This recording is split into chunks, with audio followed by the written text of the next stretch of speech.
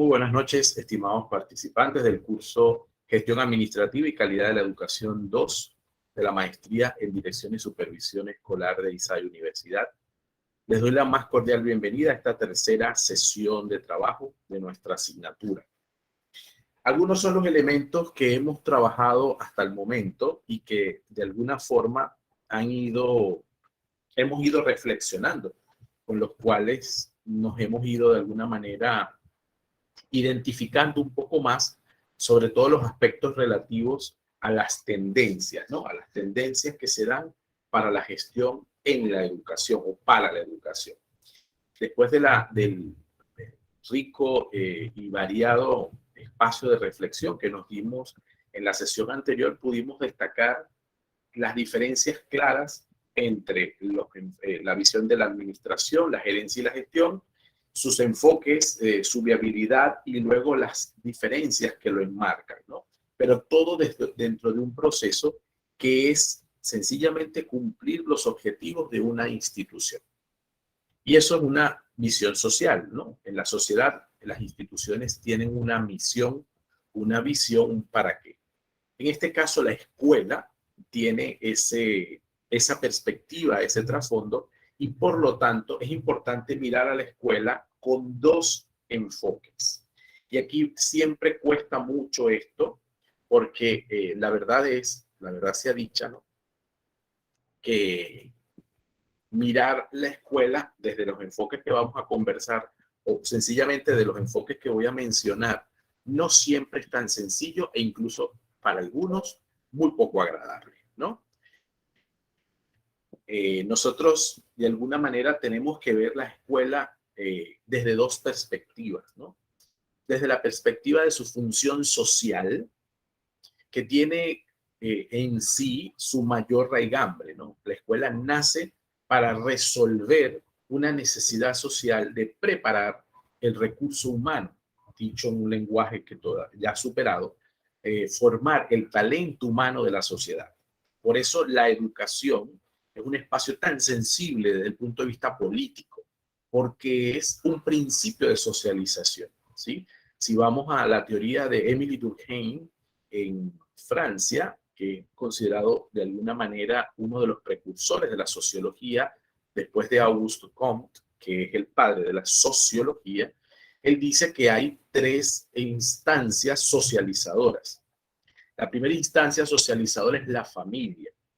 La segunda instancia socializadora es la escuela y la tercera instancia socializadora son los grupos de interés comunitario, religión, asociacionismos, scouts, qué sé yo, todo este tipo de asociacionismos o visiones cooperativistas de las comunidades que se dan por reacción espontánea o por organización de iniciativas espontáneas de la comunidad. Entonces, en el marco de esa estructura de Émile Durkheim, que pudiese discutirse y pudiésemos de alguna manera debatir si realmente la familia está siendo el primer eslabón de socialización, la escuela es un factor socializador. Habrá que ya definir si pasa el primer eslabón, si se mantiene en el segundo, si tiene la importancia que debe tener. Cuando él habla de la escuela, por supuesto que no deja por fuera las universidades. Entonces, en este sentido, quiero que nos quedemos con esta primera idea. La escuela es un espacio de socialización. Émile Durkheim lo define desde hace siglo y medio pasado y sigue vigente desde el punto de vista de la sociología. ¿Qué hace la sociología de la educación? Justamente analizar el impacto de la educación en medio del control de la sociedad. Entonces, la escuela puede ser un espacio de control. Por eso vuelvo a decir lo de la pertinencia política. Es decir, la vida política del país en general ven en la educación un modelo o un espacio donde puedo modelar el talento humano. Si esa política tiene un plan estratégico nacional de desarrollo claro, conciso y preciso, es probable que todas las estrategias y acciones estratégicas sobre la escuela pues tengan sentido para formar un talento humano conforme a lo que quiere el país en el futuro, no tan lejano y en el lejano. Si por el contrario la visión política es una visión de alguna manera ideologizadora, entonces utilizo la escuela para generar ideología. Ese es el fenómeno, ambos, que vamos a conseguir en, sobre todo, Latinoamérica. ¿Cuál es la pelea con los gobiernos de izquierda que utilizan la educación como medio de ideologización? ¿Cuál es la pelea de los gobiernos de derecha que utilizan la educación como medio de desarrollo social, pero desde una perspectiva liberal y desde una perspectiva desde el capital? Entonces, el otro extremo. Entonces, los gobiernos o los estados de los países que decimos desarrollados han logrado buscar una estructura intermedia, donde la educación no puede ser ajena a las ideologías, pero hay espacios para elegir, por una parte, y por otra parte está ajena a servir solamente a los factores económicos, aunque al final, pues, la formación del talento humano desarrolla económicamente a la sociedad. Entonces, esa es una debilidad. Esto lo coloco sobre el tapete porque justamente cuando ustedes se visualizaron frente a la lectura de las nuevas tendencias en la gestión educativa, habla mucho de democracia y calidad. Y ya me van a decir sus perspectivas o qué llamó la atención de ese trabajo, de esa lectura y sobre todo de los desafíos que ustedes consideran que emergieron utilizando la rutina de pensamiento, conectar, extender y desafiar.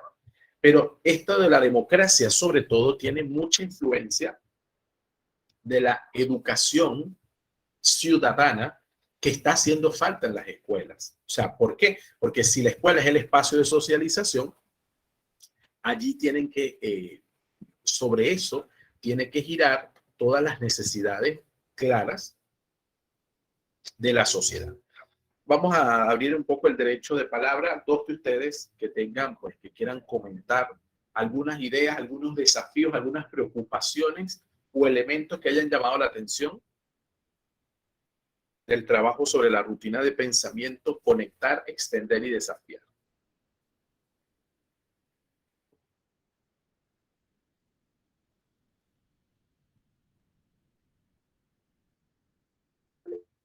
Isaac. Bueno, profesor, en la rutina lo que me llamó mucho la atención a la hora de leer la lectura fue que ella habla sobre varios enfoques, sobre el enfoque jurídico, el enfoque conductista, el enfoque desarrollista, el enfoque sociológico y el de teorías sociológicas. Allí, como usted dice, tiene que ver mucho con el tema de la parte de lo que es la democracia, la política, y desde que viene el desarrollo de lo que es la parte esa de lo que es la administración, ¿no? Desde ese entonces hasta estas alturas, hoy en día todavía vemos que esto sigue influyendo dentro del proceso. La política sigue estando inmersa en lo que es la parte de los resultados que se quieren buscar en lo que es la parte de la educación, igual lo que es la parte de lo que es la sociedad, la parte sociológica, ¿no? Y las normativas que básicamente todos a nivel de Latinoamérica y del mundo estamos como, ¿cómo se puede decir? Regulados por normas que nos dicen qué debemos hacer y cómo hacerlo. Lastimosamente aquí en Panamá las reformas que tenemos son totalmente ya por decirlo, bastante ambiguas y no cumplen con las necesidades que tenemos hoy en día.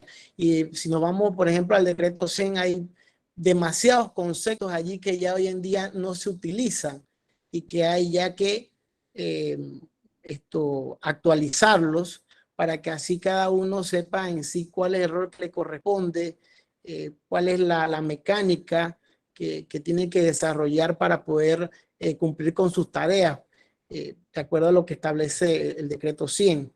Y bueno, en base a eso fue que me llamó bastante la atención porque vi esos aspectos que vienen desde hace mucho tiempo, pero que en la actualidad básicamente eso no ha pasado de moda. Sigue estando dentro de lo que viene siendo la parte esta de lo que es la parte de la gestión educativa y lo que es la calidad de la educación. Así es, Isaac. Fíjate que de alguna manera el soporte de unión de estas dos líneas entre democracia y calidad. Tiene que ver mucho justo, fíjate que las teorías de la teoría sociológica de alguna manera permean esta nueva manera de ver la educación. Es decir, la educación por mucho tiempo, aunque la sociología de la educación no es una ciencia auxiliar reciente, es verdad que la educación por mucho tiempo se hizo estrictamente academicista. Es decir, el impacto de la escuela sobre el desarrollo de la sociedad se veía solo desde las universidades, pero se veía poco en las escuelas mismas. Entonces, esa pérdida de foco, porque es perder el foco, ¿no? Es decir, el niño desde preescolar ya socializa y eso tiene un impacto en la sociedad. Solamente no lo puedo ver si egreso al universitario, porque las deserciones y el que no logra y el que no puede, o sea, todos esos detalles, pero también tiene que ver con que la calidad y los sistemas de calidad son estructuras que permiten a la sociedad misma verificar que su institución, porque vuelvo sobre el concepto de que la escuela es un concepto social, una estructura social, esté cumpliendo con sus objetivos. Entonces, por supuesto que se tecnifica, porque la calidad tiene una estructura técnica importante cuando uno se zambulle en ella, por decirlo de alguna manera. Pero más allá de eso está la franca relación que existe entre escuela, familia y comunidad, ¿sí? Porque ese contacto social, pues la escuela no lo debe perder. Entonces, nada, hemos vuelto de alguna manera, y es la queja de muchos analistas en sociología de la educación, a escuelas desde las estructuras monacales, ¿no? Separadas del entorno, separadas del devenir real de la sociedad y poco encausadas curricularmente, académicamente, organizativamente. Entonces, los procesos de avance de la sociedad a veces están en disparidad con los procesos de la propia escuela. Entonces, por eso la gestión hace falta que sea una gestión democrática desde la perspectiva de la formación del ciudadano, por una parte, y por otra parte, una estructura de gestión educativa que apunte a la calidad. Que vuelvo a decirlo por tercera vez, no es solo hacer las cosas bien, sino hacer las cosas conscientemente en función de los objetivos institucionales. ¿Sí?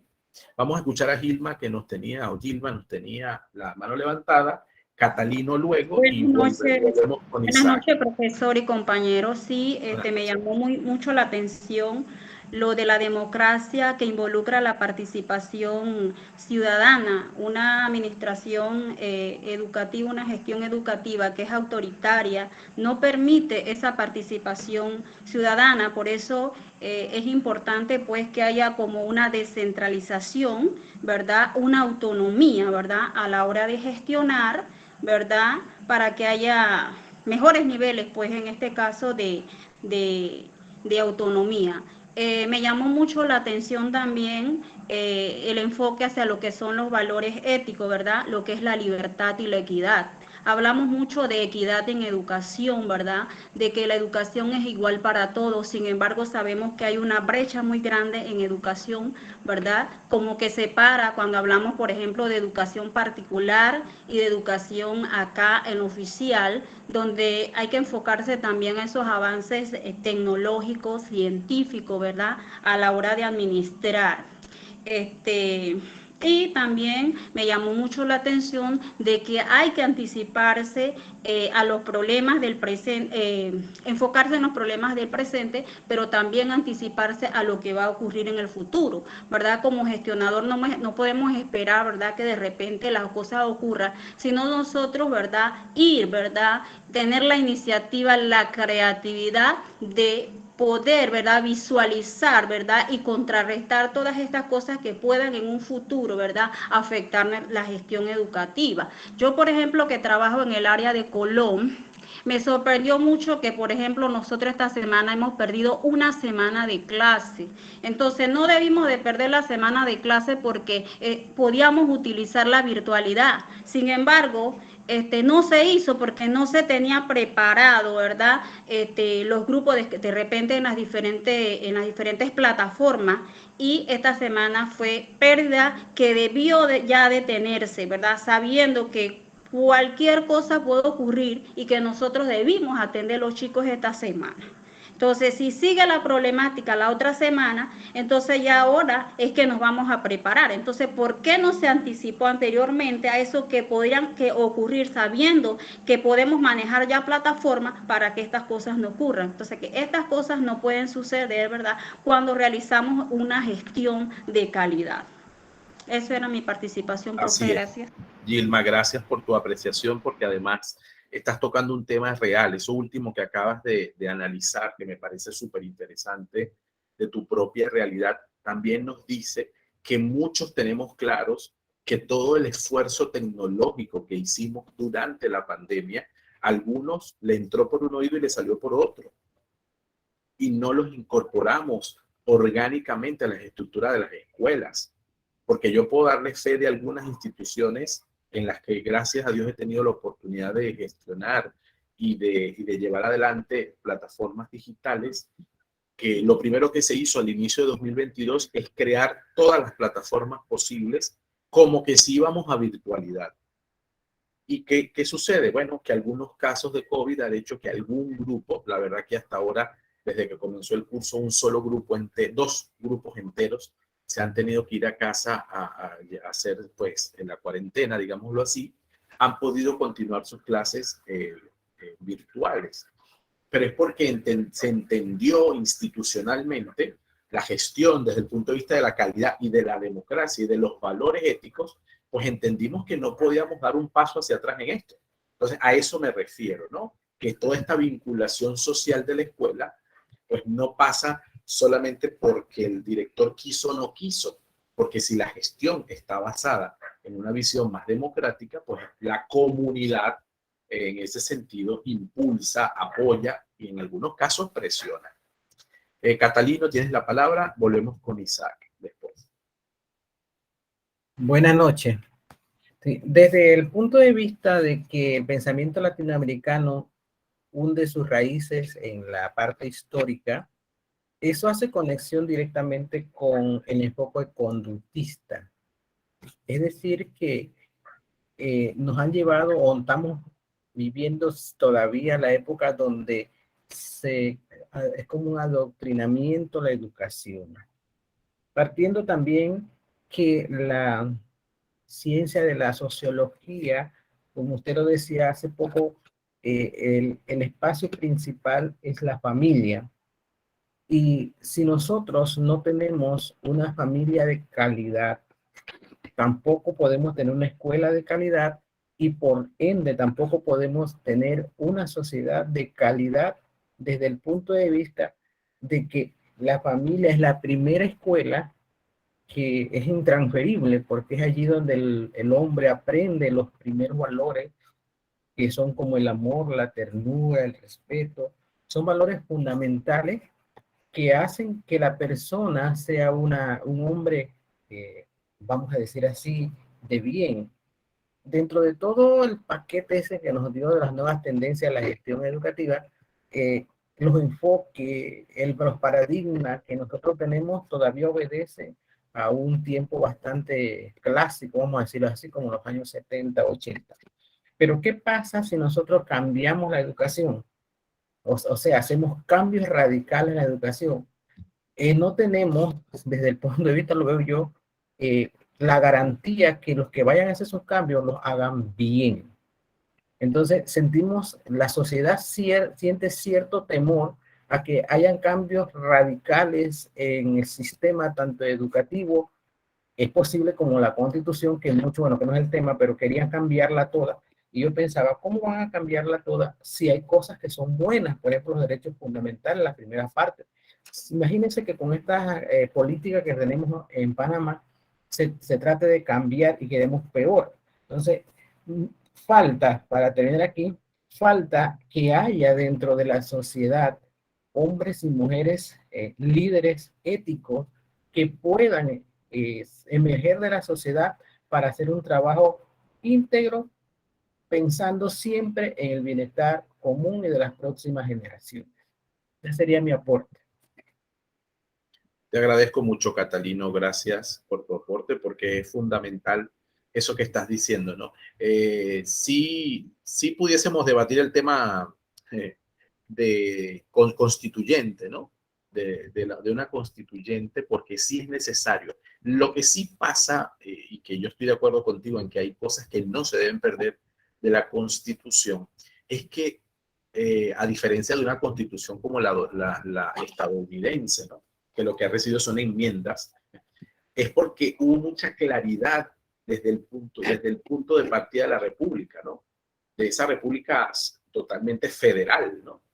Distinto al concepto falsamente federal que hay en muchos países de América Latina, y digo falsamente general porque son gobiernos más centrales que otra cosa, en muchos aspectos.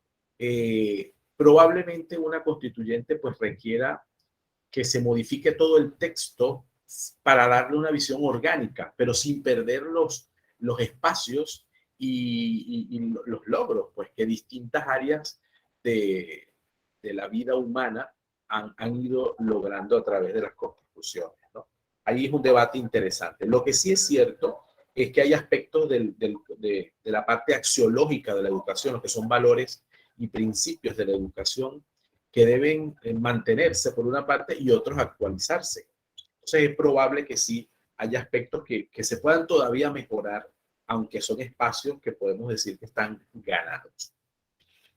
Te escuchamos, Isaac, y contigo cerramos la intervención si no hay más nadie en el turno al bate. Sí, bueno, profesor, en referencia a lo que decía Catalino, me enfoco en cuando usted hablaba sobre la parte de la socialización.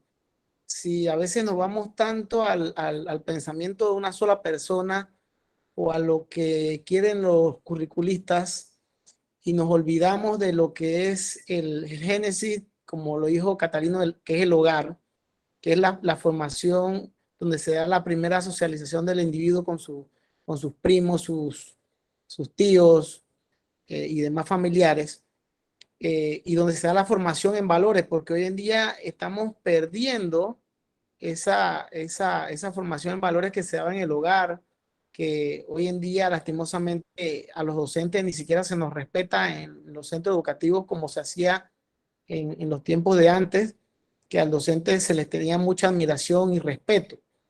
Hoy en día ya eso se ha perdido, pero es justamente como decía Catalino, si no tenemos un hogar de calidad, entonces ¿cómo vamos a llegar a tener una escuela de calidad y al final un producto o un profesional de calidad si el mismo no se le imparte ese conocimiento desde que estaba pequeño, como se hacía antes?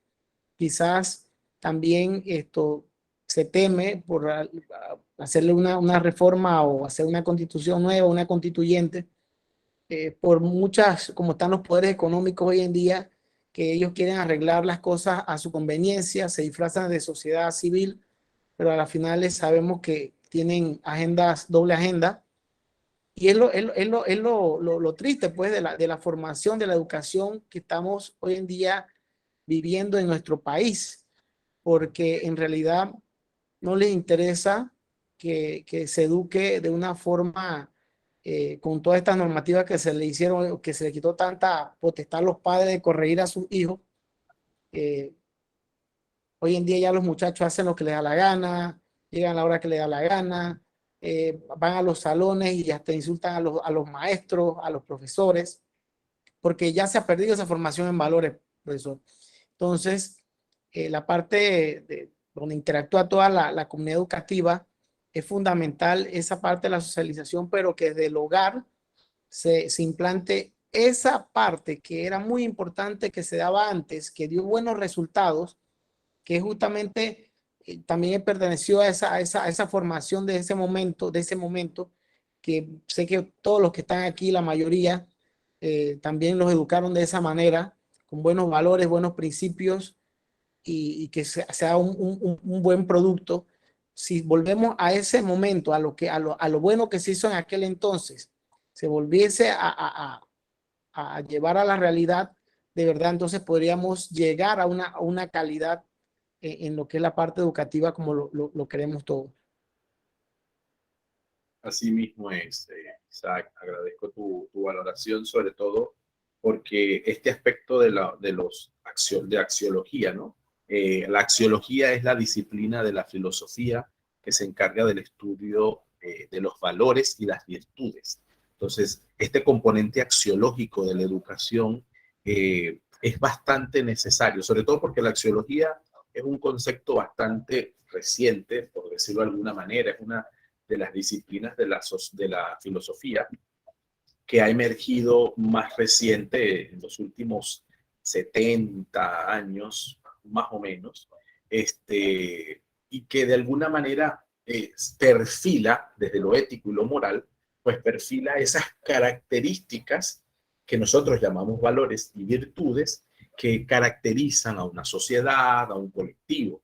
Entonces, fíjense que y es lo que vamos a ver ahora, ¿no? En los modelos de gestión de calidad, el propósito de los valores justamente va muy en la línea de la identidad. O sea, cuando un estudiante sale de nuestras aulas, cuando un estudiante sale de nuestras instituciones, sale con unos valores.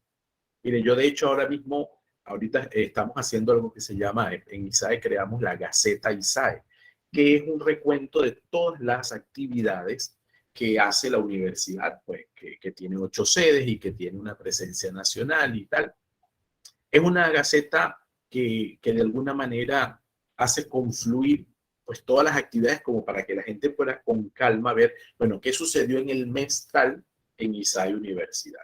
Y el prólogo es una sencilla editorial que hace el rector y me he dedicado justamente a los valores institucionales, misión, visión y a los valores propiamente. Porque al final esa es la identidad sobre la que nosotros estamos trabajando. Primero, como colaborador de la universidad y segundo, porque cada uno de los que participamos de este ejercicio colaborador se supone que estamos en un espacio donde los transmitimos a todos los que están con nosotros. Pues lo mismo pasa en todas las formas escolares. Esto cuesta mucho, no todo el mundo siempre está como remando hacia el mismo lugar. Y por eso tiene varios aspectos para medirse, para evaluarse. Y la democracia aquí tiene un punto importante, que la democracia no es hacer lo que cada quien quiera, sino que la democracia justamente se centra en el respeto de las individualidades, pero en función de los intereses del colectivo. O sea, que es una visión bastante importante. Por eso el ciudadano no es una isla, el ciudadano es un ser social que tiene sus particularidades, sus libertades, sus propios valores, pero en el marco de una visión común del colectivo, de la sociedad. Y esa siempre ha sido la pelea entre el estructuralismo de Adam Smith y la visión de Durkheim, que ve la relación más ligera entre el individuo y la sociedad, y Adam Smith, pues que ve un poco la relación del concepto social por encima de la individualidad, ¿no? Por eso el liberalismo. Profesor, sí, un segundito nada más para hacer un aporte, ¿puedo? Sí, claro, adelante. Mire, hablando de ética es como que me estuvieran hablando a mí de lo que me gusta. Todo proyecto humano, cuando hablo de proyecto humano, son todas aquellas proyecciones que el hombre tiene, une sus raíces en los valores éticos y morales. O sea, si nosotros no tenemos un buen terreno, lo planteo desde el punto de vista, si yo quiero sembrar una buena semilla, yo tengo que preparar el terreno con esos valores que son el abono para que haya un buen producto. Lastimosamente, en nuestro país y en el mundo hay buenos proyectos, pero no tenemos el terreno, tenemos la humanidad o el grupo de personas preparados en esos valores fundamentales que son los que le van a dar como la savia del crecimiento al desarrollo de ese proyecto. Lo que a veces sucede generalmente es que muchas sociedades, especialmente los, vamos a decir así, los políticos, están legislando en muchos derechos, pero no tenemos muchos deberes. Y cuando una sociedad, que es lo que está pasando, lo que dice Isaac, lo que dice todo el mundo, es que cuando hay muchos derechos, una sociedad está encaminada como a desaparecer porque no tiene la fuerza para poder, vamos a decir así, que los proyectos que se van a realizar en la sociedad para el bienestar de las futuras generaciones no pueden prevalecer porque estamos, como quien dice, caminando con un pie y una muleta. Y la muleta llega un momento en que se va a dañar. Entonces ahí está los graves problemas de nuestra sociedad generalmente. Gracias, profe, ya disculpe. No te preocupes, gracias a ti, porque es un tema súper necesario, ¿no? Hay una pérdida tal. No, yo hablo a veces no podemos repetir por repetir, ¿no? Y a veces el ideario de una generación es que se han perdido los valores, ¿no? Esa es una frase ya lamentablemente hecha, porque no hay propuesta. La frase siempre es un hay, es una queja a lo que extraño del modelo en el que yo fui educado. Lo que está viendo es una transformación de valores. Entonces, lo importante es cómo en esa transformación de valores yo no pierdo lo esencial y mis estudiantes pueden visualizar lo esencial.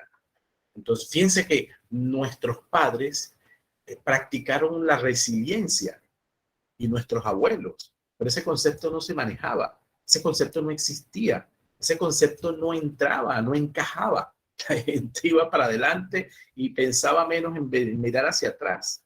Entonces, probablemente lo que ha sucedido es una transformación. Por supuesto, como toda nueva generación, no está preparada para esa transformación. Y esto es historia de la vida humana. Esto es historia de la vida humana. Esto no es esta generación. No, no, no, no. O sea, ¿por qué? Porque corrupción siempre ha habido, porque, no sé, falta de respeto siempre ha habido. Lo que pasa es que era en otras proporciones, perdón, y de otras maneras, otros espacios, otras maneras diversas de comunicarse. Tenemos redes sociales, antes no. Otras maneras, otros tiempos para comunicarse. Antes era la carta, ahora es el mail electrónico, ¿no? Antes, o sea, esa variación desde todo punto de vista ha hecho que los valores sean otros. Entonces, lo importante es que nosotros a esta nueva generación, en el deseo de transmitirle valores, quizás, y esto sí lo lanzo como una visión bastante osada, a veces no es tanto transmitir los valores que nosotros tenemos, sino permitirles descubrir cuáles son los valores de la nueva sociedad que se da de acuerdo a las necesidades actuales. Porque es probable que también la didáctica, la metodología que usaron nuestros padres para ciertos valores, en este momento no apliquen. Pero ese valor hace falta. No sé si me explico, ¿no? O sea, es como mirar el respeto no porque ahora hay un respeto nuevo. No, no, no, no. El respeto es respeto. Las formas de transmitirlo, las formas de inculcarlo, probablemente sí son diversas, porque diversos son los individuos que están viviendo eso. Respeto por la intimidad, eso es el respeto por la intimidad. Ahora más que nunca hay que trabajarlo, pero es que antes no había necesidad de trabajarlo. Antes parecía lógico que respetar la intimidad era lo más básico. Ahora hay que enseñarle al niño y hablarle del respeto por su intimidad para que no se exponga en las redes, por poner un ejemplo, ¿sí? A ese análisis es al que me refiero. Entonces, quizás no es tanto una pérdida de valores, sino una transformación de los valores, que consiste en una pérdida porque ya no son exactamente los mismos de una generación, pero que la transformación me hace ver que hay otras cosas que no están del todo perdidas, ¿sí? O que tienen una manera distinta de mostrarse, ¿no? Entonces, en ese sentido, siempre es mi deseo de buscar alternativas de reflexión, ¿no? Alguno dirá, bueno, no, todo es negro, todo es blanco, y sabemos que no, pues que la vida es más gris que otra cosa, con muchos tonos, por supuesto, y ahí es donde uno escoge el tono, porque escoge también pues su propia estructura axiológica, un poco de lo que Catalino nos ha ofrecido en su intervención. Vamos a avanzar en este sentido, porque todo esto tiene estructuras técnicas que tienen mucho que ver con el modo como se ejecutan las acciones dentro de las organizaciones. Entonces, cierro con los dos conceptos de escuela, que es la escuela factor social, que lo describimos y lo desarrollamos bastante, y la escuela como empresa.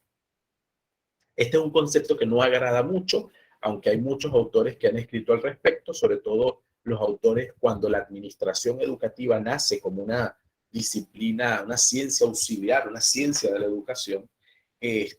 Uno de los mayores aspectos de lucha académica, en este caso, era el concepto de empresa, de la escuela como empresa frente a la visión contraria a la escuela como una empresa, ¿no? Entonces, ha sido un concepto muy golpeado, porque en muchas sociedades, pues como la educación es un derecho humano, pues ¿cómo será una empresa? Bueno, la alimentación también es un derecho humano y hay más empresas de alimentación que otra cosa.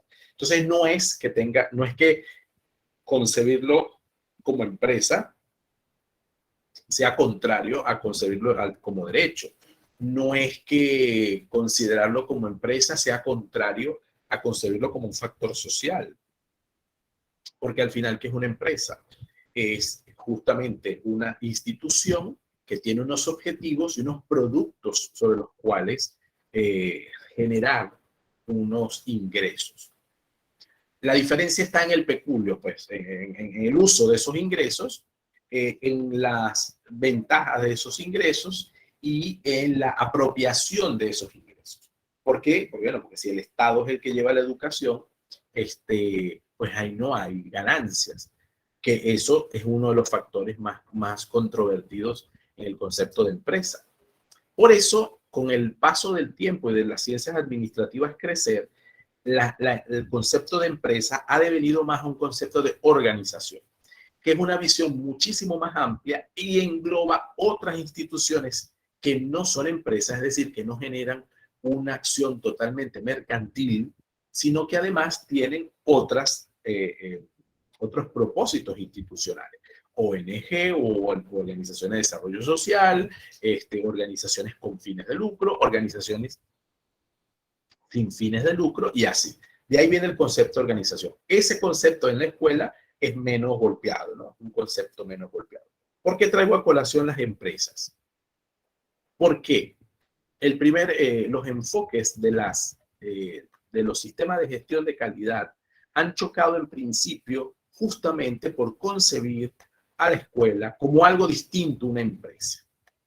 ¿Sí? En el deseo de no darle ese rango, pues los modelos que nacieron para estructurarse en las empresas no calzaban. Es como que si trabajáramos con la horma de unos zapatos y resulta que hay una horma 40, una horma 41, una horma 42, por decir un ejemplo, u 8, 9, 10, o 7, 8 y 9. Pero cuando vamos a la educación, pues ninguna de esas tres formas alcanza. No cabe, no calza, no queda cómoda, queda o muy apretada o queda excesivamente holgada. Entonces, en esa visión, la escuela ha tenido que hacer un esfuerzo de readaptar y visualizar sus procesos en el marco de unos estándares. Hay países que establecen esos estándares y otros países que no los establecen. Bien, entonces para eso vamos a hacer el trabajo siguiente y esa es la distribución que vamos a realizar poco para concebir el trabajo que deseo que hagamos y además podamos analizar a profundidad pues algunos aspectos que nos vienen bien conocer.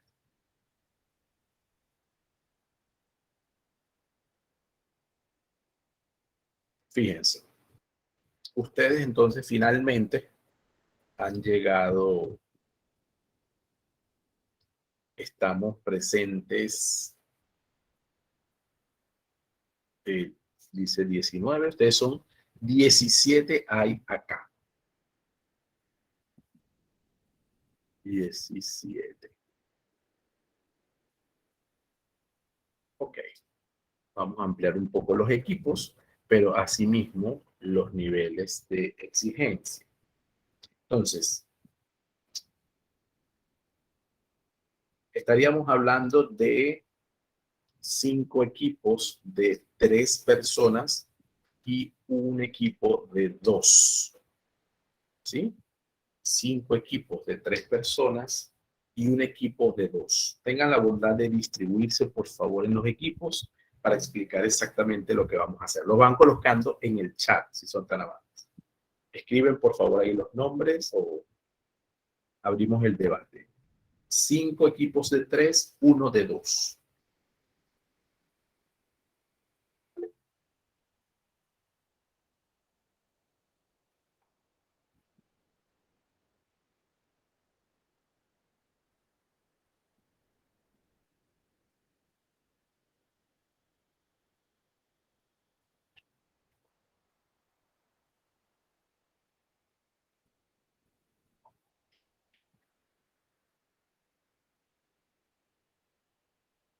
A ver.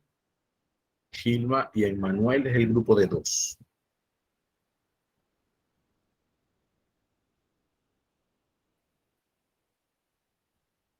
Ok, ya el grupo de 2 está creado, ¿sí?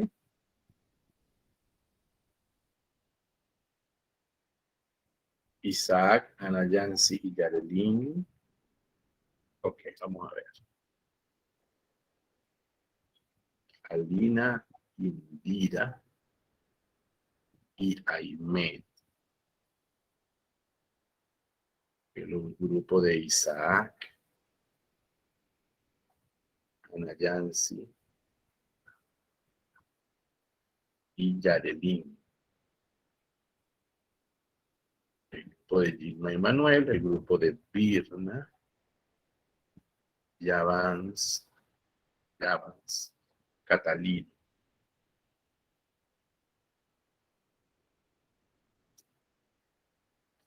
Angélica,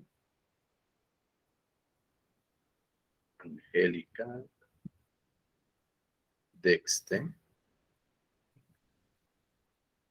y Liliana.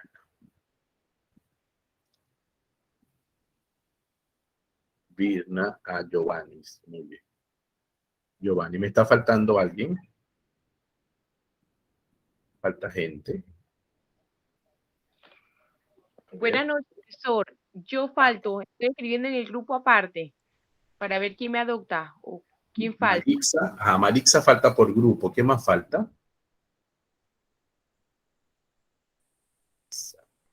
Katie falta y Marquela. Son las 3 que faltan. Marixa.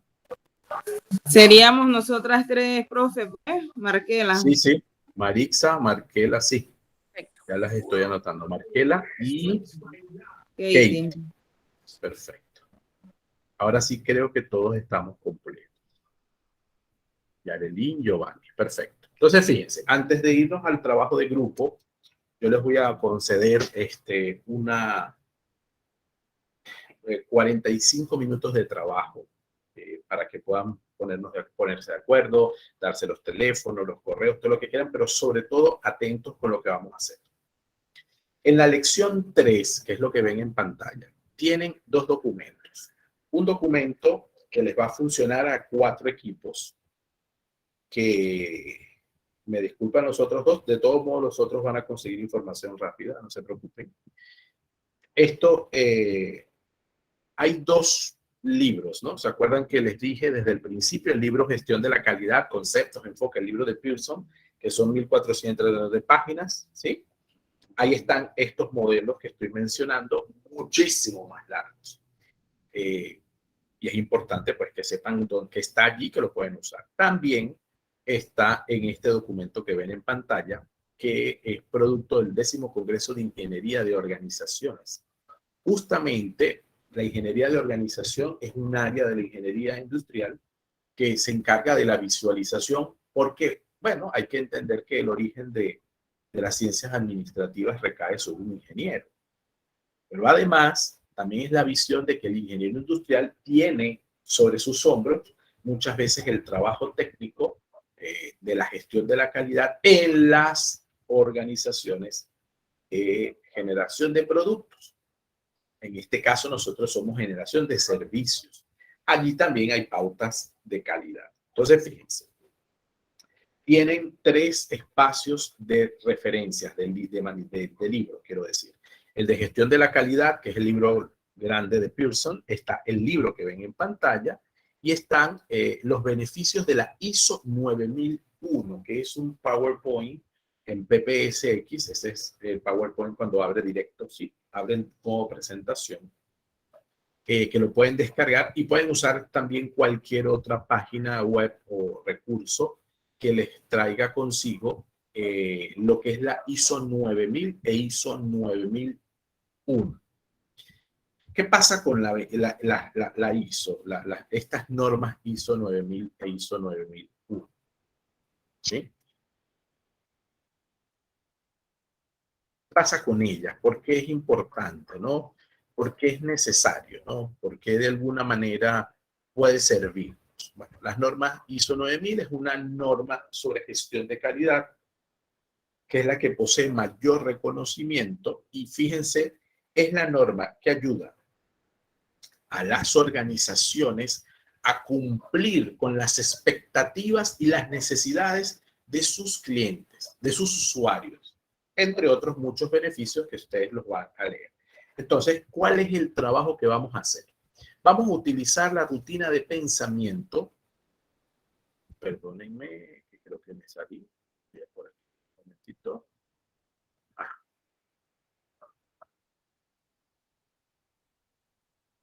A ver.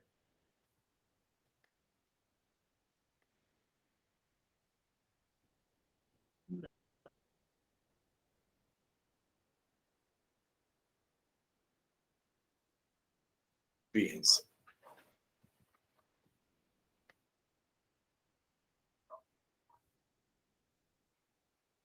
Nosotros vamos a utilizar la rutina compara y contrasta. Es una rutina súper interesante, una rutina muy exigente. Dicho sea de paso, no es una rutina sencilla. Es sencilla en su estructuración, pero hay que dedicarle en mente. Y al ser ustedes 3, les aconsejo en primer lugar que no se la distribuyan. Bueno, estamos en un nivel de maestría. Yo creo que no tendría necesidad de decir esto, pero pues a veces hay que mejor prevenir que lamentar, ¿verdad? Entonces, el trabajo es en equipo, no es en grupo. Entre otras cosas, la diferencia es que el equipo hace las cosas juntos, con perspectivas diferentes, y eso es lo que enriquece. Pero no es que tú haces este pedacito, yo hago este pedacito. Eso no es ni de grupo ni equipo, eso no es nada. Eso es un matiz bastante individualista para después presentar un monstruo común. Entonces, el punto pedagógico aquí es que podamos reflexionar entre los 3 o 2 que correspondan sobre uno de los modelos de gestión de calidad que yo les voy a asignar, y la comparación de ese modelo con la ISO 9001. O sea, ¿qué dice? ¿Qué elementos hay parecidos, semejantes entre la norma 9001 y el modelo que me tocó, y qué aspectos son diferentes? Por eso se llama compara y contrasta.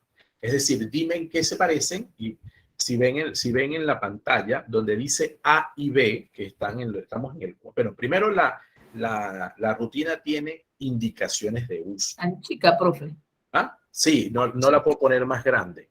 Déjeme intentar ver si se puede ver más grande. ¿Sí?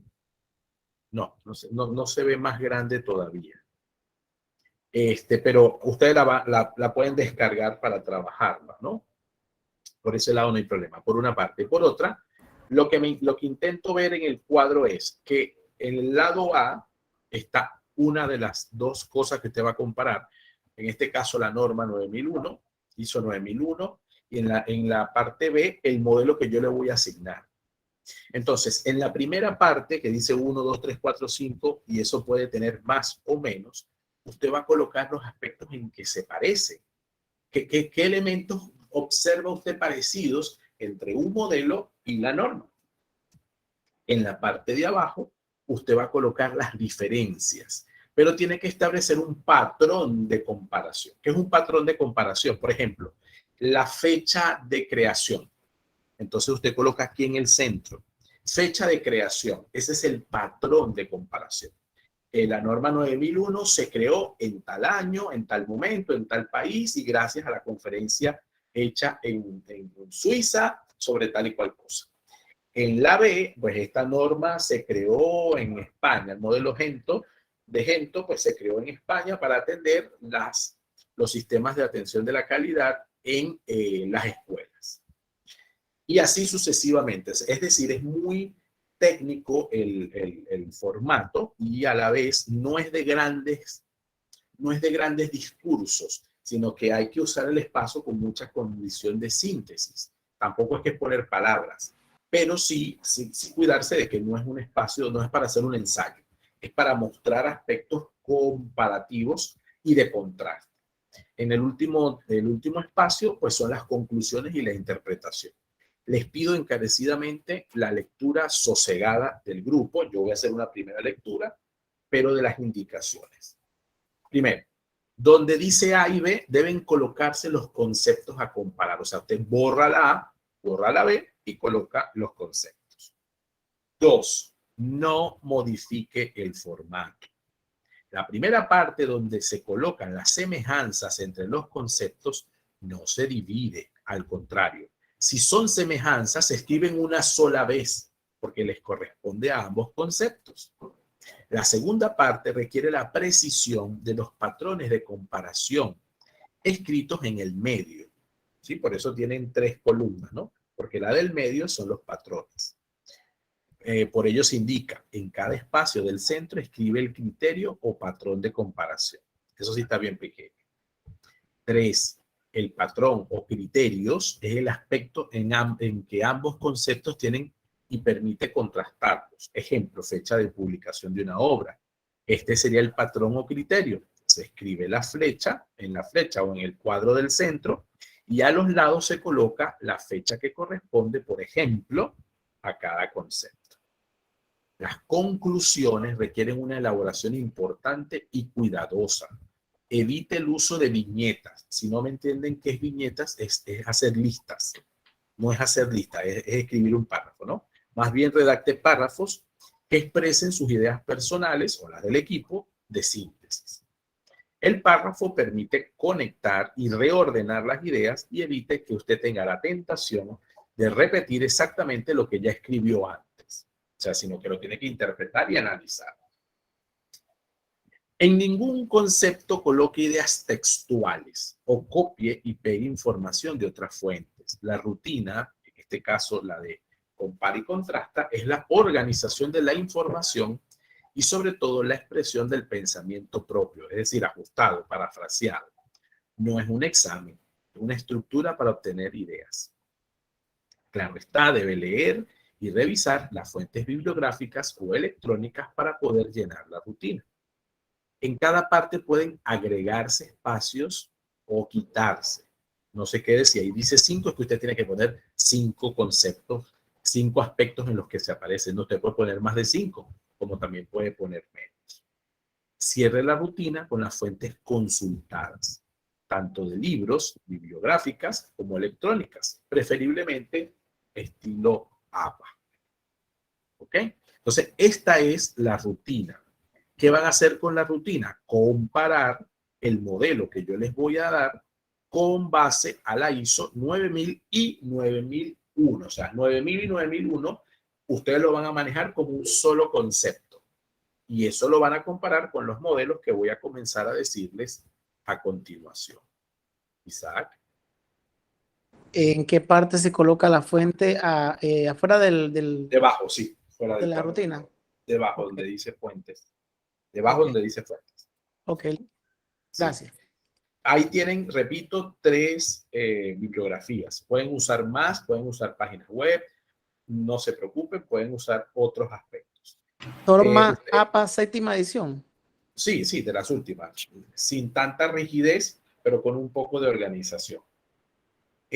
¿Ustedes han utilizado en algún momento, conocen el uso del Google Scholar? De la herramienta de Google Scholar. Bien, para que todos manejemos el mismo concepto, ¿sí? Ok, Ya hay algunos que lo conocen, eso me parece extraordinario. Voy a compartir esta pestaña para los que no lo han usado. Nosotros, ¿qué hacemos normalmente? Buscamos en Google alguna idea que nosotros queremos. Por ejemplo, si yo les digo ahorita mismo, Alina, por favor, vas a trabajar el modelo de Deming. El modelo Deming. Entonces ella coloca en Google este modelo de Deming. Y le salen fuentes del modelo de Deming. ¿Sí? Y aquí aparecen muchísimas cosas interesantes del ciclo Deming y todo el modelo de calidad total de Deming. ¿Vale? Eso es la búsqueda Google tradicional. Pero como ustedes son maestrantes y los maestrantes pues ya tienen un nivel amplio y justamente en el deseo de ustedes crecer como profesionales, pues ustedes más nunca en su vida van a buscar algo en Google que sea académico, sino que van a usar la herramienta Google Académico. Entonces, ¿qué hace usted? Usted coloca en el buscador Google Académico y le aparece su primera opción, el Google Académico. ¿Qué es el Google Académico?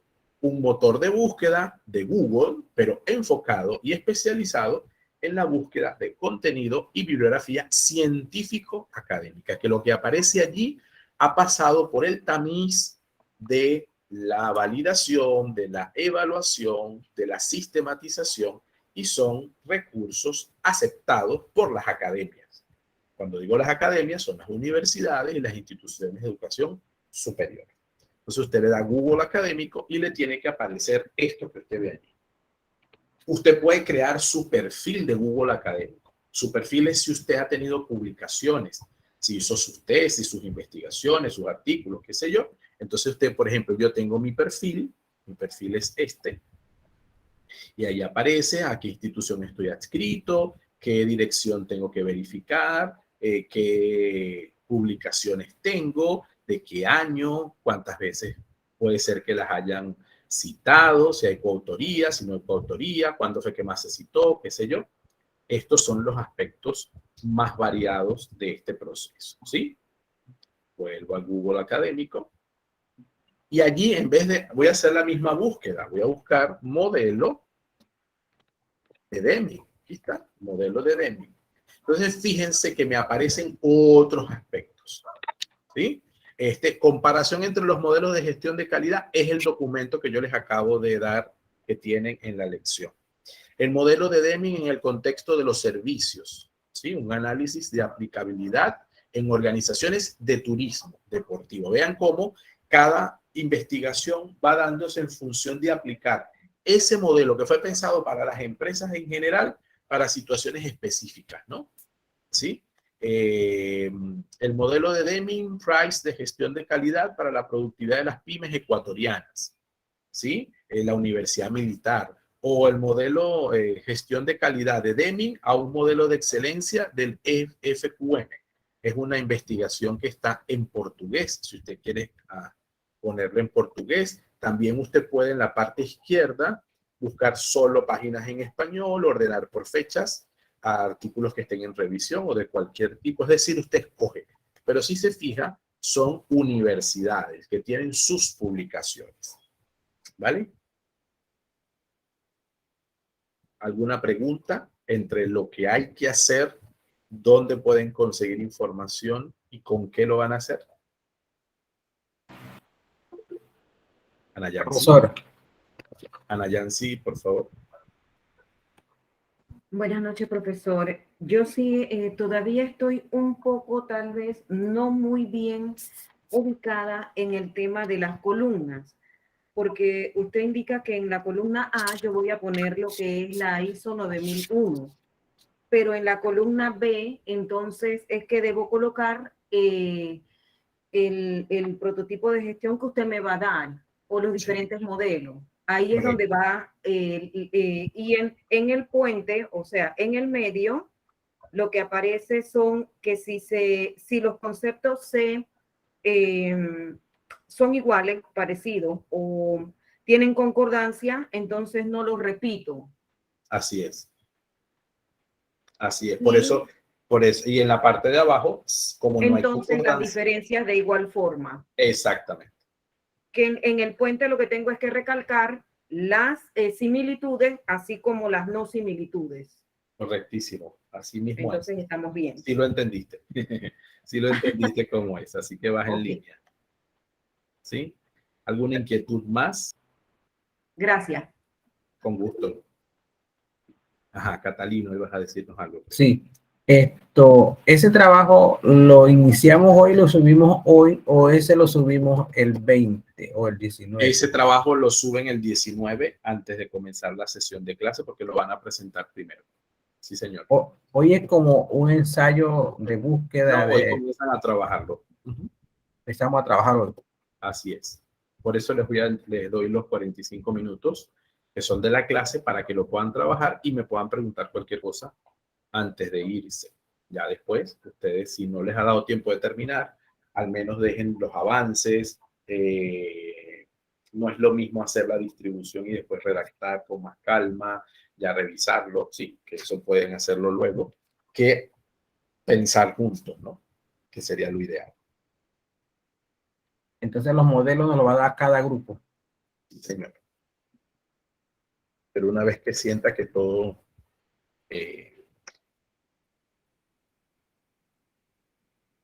claro, pues.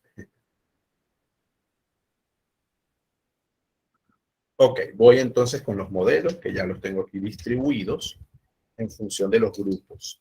Ok, Alina, Indira y Aymet van a trabajar el modelo Gento, modelo de Gento. Lo voy a ir colocando en el chat por si acaso hay duda en su escritura. Isaac, perdón, ¿vas a preguntar algo? Sí, profe, que en la primera parte es en lo que coinciden, entonces en la parte de abajo en lo que contrastan, ¿cierto? Así es, sí, señor. Sí, porque, ok. Sí, señor. Entonces, grupo 1, modelo de Gento, Alina, Indira y Aymet. Isaac, Anayansi y Yarelín, modelo EFQM.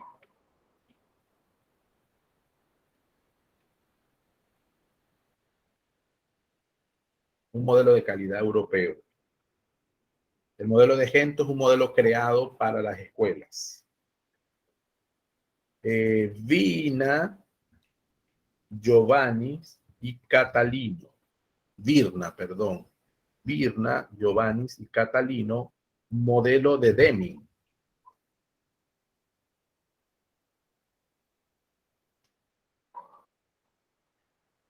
Angélica, Dexter y Liliana, modelo iberoamericano para la excelencia.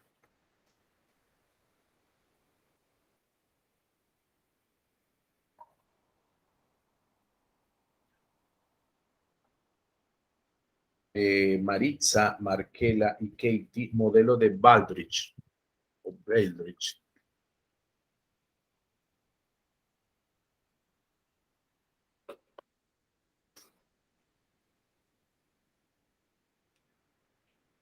Y Gilma y Emmanuel, el modelo de competitividad nacional, es un modelo de México. Entonces fíjense, el modelo FQM, el modelo de Deming, el iberoamericano para la excelencia de Baldrich, son los modelos reconocidos como los modelos primigenios de la gestión de calidad. Después van a aparecer el de Gento, que nace en función de las necesidades de un sinfín de escuelas, un sinnúmero, perdón, de escuelas españolas frente al concepto de calidad, y el modelo de competitividad nacional que nace justamente para el desarrollo de las empresas mexicanas. Al final lo que necesito es que conozcan los modelos, y yo sí les pido a todos, los del modelo de Gento lo podrán tener un poco más sencillo, pero tampoco es que sea sencillo, es que en las conclusiones tengan la bondad de tomarse al menos un pequeño párrafo para preguntarse cuán fácil, no es fácil, cuán aplicable sería el modelo que les tocó a la escuela, a las escuelas. Eso es importantísimo, ¿no? Porque al final nosotros necesitamos bancar cada uno de esos modelos en función de lo que las escuelas necesitan. Eso como preámbulo, porque ustedes tienen luego una asignatura que es el sistema de control de la calidad en la educación, que ya es visualizar el modelo dentro de la escuela, ¿no? Ahorita tienen que llevarse la visión del reconocimiento de los modelos, pero sin perder de vista las normas ISO, las normas de la familia ISO 9000 y la 9001, que concretamente vamos a poderla entrelazar, ¿sí? ¿Hay preguntas? Bien, si me permiten un minuto mientras van preguntando, yo voy a ir creando los grupos, las sesiones separadas. ¿Qué pasa con eso? Yo no sé si la han usado, pero una vez que yo les diga ya, van a aparecer los grupos, a usted le va a aparecer en la pantalla que yo lo estoy invitando a que se vaya a un grupo X, un grupo con un número o el nombre, si me da tiempo de poner el nombre de su autor o de su modelo, y le va a decir que sí, y entonces él lo va a sacar y va a poner a cada uno de los grupos por separado para que puedan trabajar. ¿Okay? Son 6 salas y el modelo, esto lo puso aleatorio, pero yo tengo que ahora cambiar. Entonces ahí sí les pido un poquitito de paciencia para poder hacerlo, ¿sí? Ahí.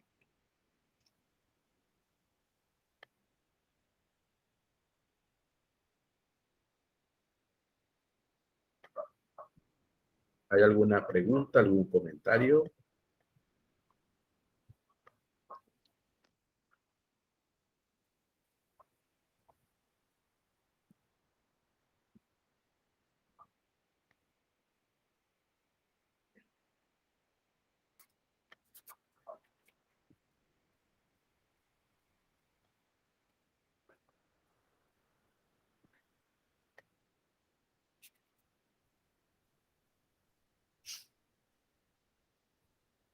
Ya va que aquí me toca el trabajo manual, pero como ya los grupos están creados, lo que intento es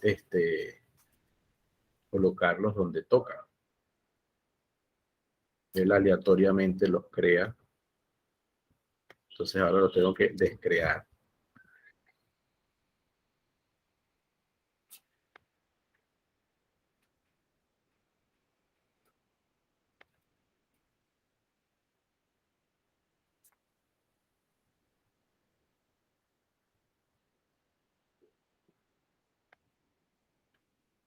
A ver, si tengo otra.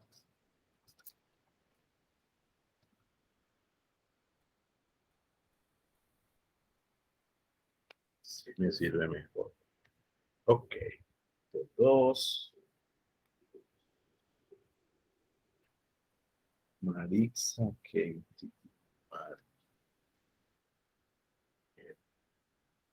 Aquí.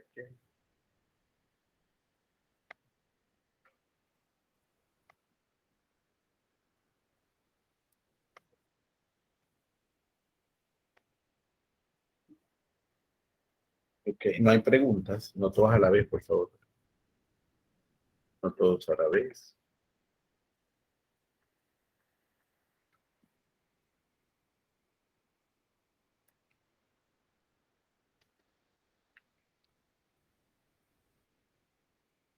Ok, si les pido entonces, por favor, vayan revisando la lección para ver si pueden descargar los documentos. Son de fácil descarga.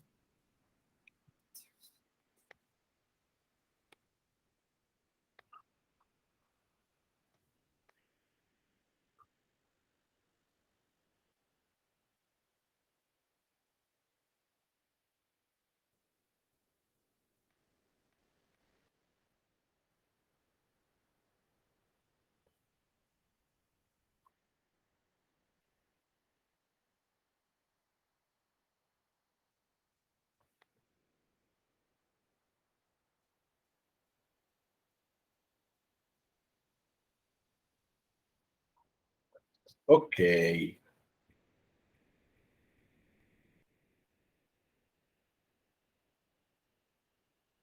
Si no hay preguntas, no pasa nada. Entonces nos vamos a los grupos. Voy a abrir las sesiones separadas. El temporizador en este momento tienen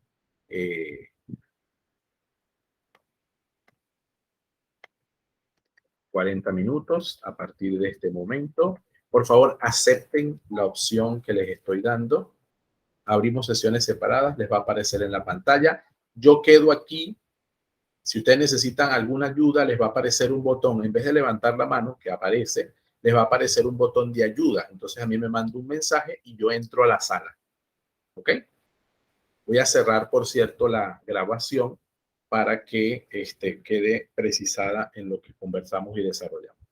Nos vemos en un rato. Aprovechen el tiempo. Organícese. Pueden presentar pantallas si ustedes lo desean para trabajar más rápido, como quieran. Acepten, por favor.